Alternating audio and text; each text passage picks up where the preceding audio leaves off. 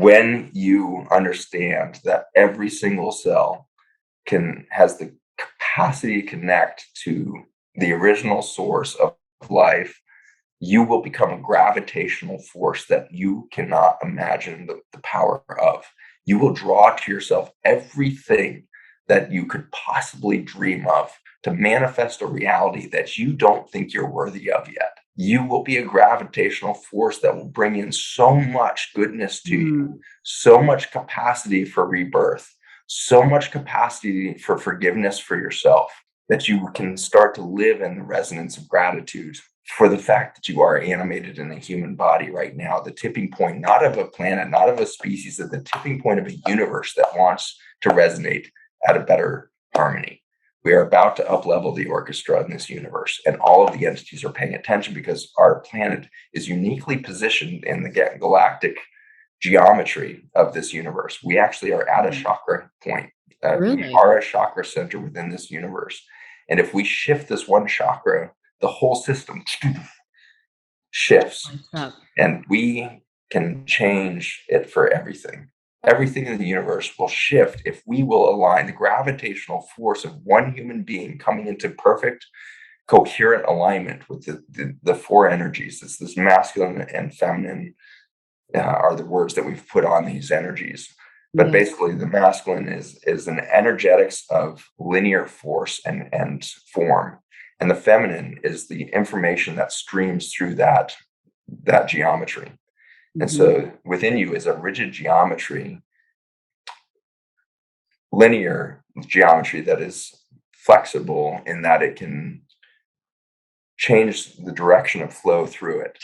But its components are actually quite rigid.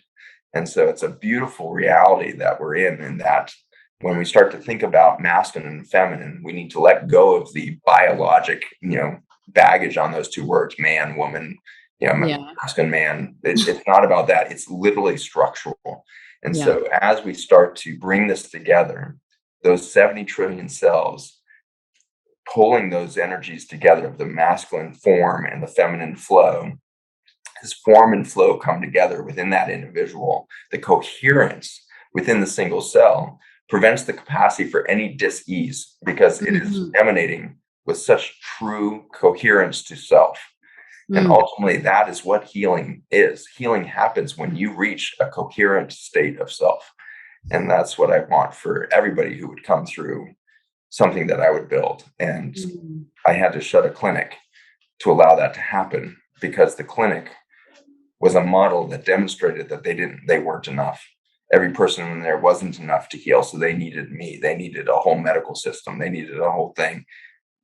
Fuck that. We are so much bigger than that. We are so much bigger than that. We are so ready to blow the doors off this thing.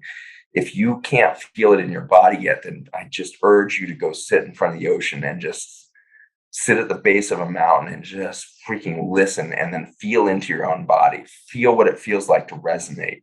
And you're going to have to go through all the emotional overlay that's going to happen because then when you start to resonate, it's going to shake up all of the trauma, all of the doubts and insecurities. And I just went through this in the last 12 hours again of just like being faced with my own human frailty, failure of expression, brokenness of like, really, that's how I'm expressing myself. Really, that's how, oh my God. And then we have a tendency to retract and we're resonating higher. So we're exposing new things and everything wants us to retract and be afraid of our own power. And the message that came through this morning is so clear: is go bigger, go bigger, go bigger than that, because we can get there. Go bigger than the fear of hurting each other. Go bigger because it's okay to hurt each other if it's out of an effort to get to our own resonant state of truth. We will have enough grace and forgiveness for each other to work through the relational challenges that come. You are going to create a lot of disruption in your life if you do any of the things we've been talking about for the last hour. It is going to be extremely disruptive. And so that's my disclaimer on all of this. You are treading on holy ground when you step into these spaces. And if you start to go down this path, it will be extremely destructive to your current way of life. And thank God for that. Thank God that you have the possibility of blowing up the matrix. You can just push. All of you can push right now. And I don't think it's going to take more than two of us to change everything. If we Really? can just come into perfect harmonic alignment with those masculine and feminine, the Course in Miracles says if one pair will come into complete coherence, it will change the consciousness of the whole planet. And scriptures all over the place say this: where two or more are gathered, I am. Where two or more are gathered, I am. I am the most beautiful thing you will ever see. Can you get to that point where you can sit there and close your eyes and say, I am the most beautiful thing the universe will ever see? It's going to take some ceremony. It's going to take some dismantling belief systems. Have you been able to say that? I said it for the first time at the end of January this year, and it was really hard fought to get there. I had to dismantle a lot in my life to get there, and the human mind is so conditioned into a split state with the egoic shield that it's not a one-step event. You have to create a lifestyle that allows for the possibility of being able to say that in a continuous soundtrack of your life, rather than a one-time connection to that reality. The one-time connection happens in a million different ways, and for humanity, but a world that perpetuates that day in and day out has not been seen yet. And so that's our challenge to all of us. But the exciting thing is you don't have to imagine what that will look like. It will simply be manifest out of the space between everything we've created. That new reality is going to emerge. And in just recent weeks, I had this deep feeling that it's already finished. That already happened. And now our neurosensory complex that we call human consciousness is catching up to see it. Mm-hmm. But I believe it has happened.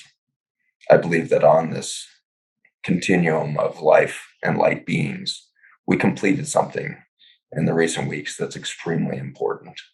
And we've done it in the midst of school shootings. We've done it in the midst of new efforts toward war. We've done it in the midst of one of the worst famines in history in Africa. We've done it in the midst of cataclysmic damage to the planet that we continue to met out.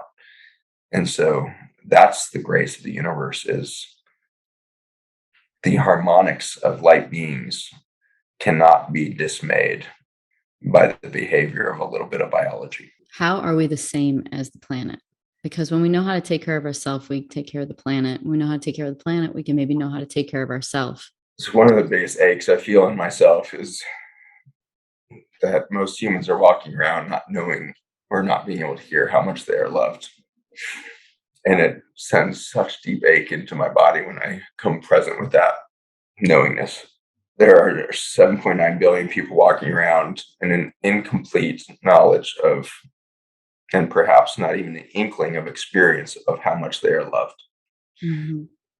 And love is not a thing. Love is an experience that happens when you see beauty. Mm. And when you see the beauty in nature around you, you are experiencing love at its purest form. Love is a frequency of resonance that occurs when your being witnesses the beauty of another being. Yeah. And the most exquisite being that we all share is this planet. And so our connection to the divine is the nature we live within. And if you will go out to watch a sunset wherever you are, I promise it's the same sunset I'm watching tonight, wherever I am. We are sharing the beauty of this planet all the time if we will stop and listen. And the reason I feel such ache is not just because we are walking around not loving each other, because we can't see the beauty in ourselves. Therefore, we cannot see the beauty in the other human next to us. Yeah. I ache on a much bigger level for some reason. I can feel this thing that is so big. For some reason, it's so much bigger than the human drama of a lack of sense of beauty and lack of love for one another is the fact that the earth itself, nature itself, sees our beauty, and loves towards us. And we are deflecting that. You think it's sad not to love your partner or spouse or child at the pure state of beingness. It is much sadder that you cannot receive from an entire universe that sees you and is sending back to you an awe-inspired joy that you are here right now. That you are here right now. What a tragedy. This is definitely Juliet killing herself, thinking that her lover is dead, when her lover has concocted the perfect plan to stay asleep long enough that there could be freedom to love. We are in our Romeo and Juliet moment with the universe. Are we going to kill ourselves in our sense of hopelessness because we thought that what we saw was real? Or are we going to realize there's a deeper reality that love cannot be conquered, and therefore it is not dead, and therefore we should stay alive long enough to feel it? And if she had just waited a few more minutes, we wouldn't have that story to tell. And so I invite all of us to stay alive a few more minutes together. Let's encourage each other to stay alive a few more minutes and wait for this story to get to us that has already completed itself, which we are loved, we are seen, we are home. And this is our home, and we will make it home when we resonate together, when we harmonize. We will find the symphony of the new humanity, and we will express something much different than we have before.